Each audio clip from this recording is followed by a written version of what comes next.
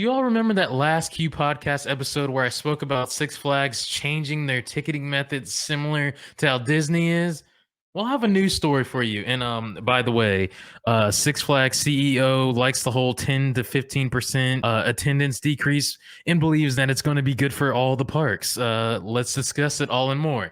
This is your theme park forecast.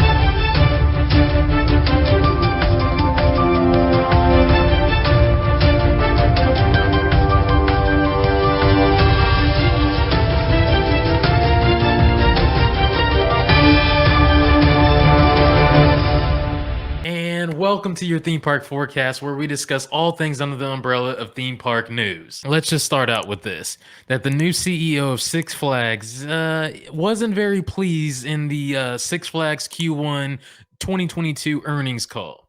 Why do I say that is? Because when he found out that 30% of the seats on the roller coasters weren't filled, he wasn't very pleased. And the reason being that happened was because slow rollout and also people not wanting to split up from their groups. So essentially, there were a lot of rows, a lot of seats empty on these coasters, which makes the ride process slow down. And also, people with the longer queue lines, they hop out of the lines because they're tired of waiting, essentially. So, pretty much the solution to this, which I actually approve of and I like, is they're going to add more single rider queues around the parks. Yes, indeed. Single rider queues, based off of what the new CEO of Six Flags has stated, new single rider queues are going to be added to the park. Just like my home local park. And check out that video if you haven't already in regards to when I rode all the single rider queues for roller coasters at Six Flags over Georgia. Amazing time, straight up walk-ons. So with this, since people don't want to split up from their groups, they're going to add more single rider queues to the parks for different rides around all the parks so that people will be able to just walk on and then fill in the gaps, fill in the voids for these rides around the park. It's crazy. I'm happy about this, but he wasn't pleased that 30% of the seats on these coasters, on these rides, weren't filled, and I don't blame him. And another thing that he might not be too pleased on right now, but it's still Q1. It's the slowest earning period for Six Flags, but Q2, quarter two, is going to determine if this is successful or not. And I did speak on this once again in my Q podcast in regards to the change of the new passes. Membership passes are gone. The 3-tier season pass system is in. With that, Six Flags has seen a 12% decline in pass holders. And 12%, might I add, is 3.6 million. 3.6 million pass holders have now been lost from Six Flags. That is a decline of 3.6 million from last year. And when I talk about Disney a little bit more, you know, with the Genie Plus, Lightning Lane, all that stuff, where you can pay an upcharge amount to do a particular ride. For example, Remy's Ratatouille Adventure at Epcot,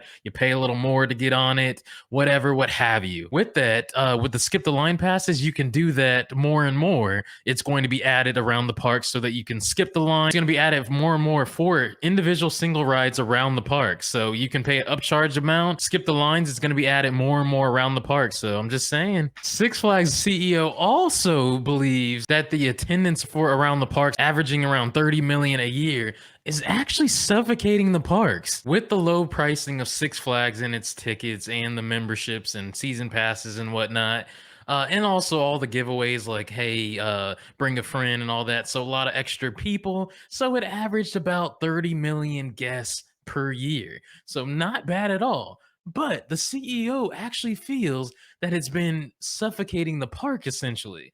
And again, I don't blame him on that.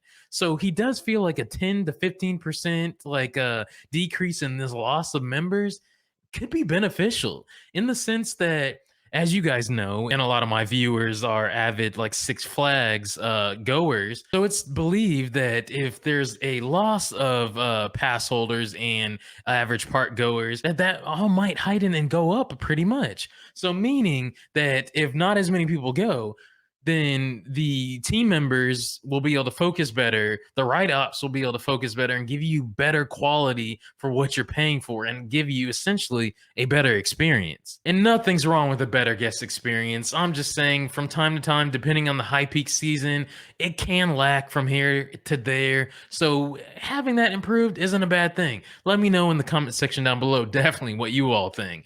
But last thing here that I wanted to touch on was this. It's humorous in the sense that this happened, and I can see how it went viral with the meal plan. So it has been confirmed, and I have been speculating on this for a while, that they canceled the meal plan options because of the viral videos that surface of people going to the park and pretty much eating all their meals, basically surviving off of Six Flags, paying a low annual price cost, and then eating all their meals to survive.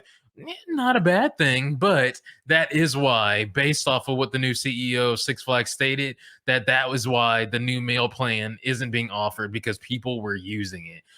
But I mean, if they were paying for it, is that bad? Like, you set the price point, so I'm like, they were using it appropriately, and I don't know, maybe, but I guess Six Flags was losing more than they were gaining with it because more and more people were doing it, and for that price, I guess they set it too low, pretty much. I don't know. Just going off again, let me know what you all think. But he was quoted by saying it was very unprofitable for Six Flags. So, but let me know what you all think in the comment section down below. What you agree with, what you disagree with. Let me know in the comment section down below. Do you feel like the meal plan should come back, but with a different price point? Do you feel like the new season passes are a good thing? Do you feel like with losing 10 to 15% of the pass holders and having less and less people at the park, do you feel like it would benefit the park with a better and greater park experience? I know Disney feels that. That's why they're going up on their prices, definitely, so that the crowds will lower and not many people will go there. So pretty much the park experience will go up, but also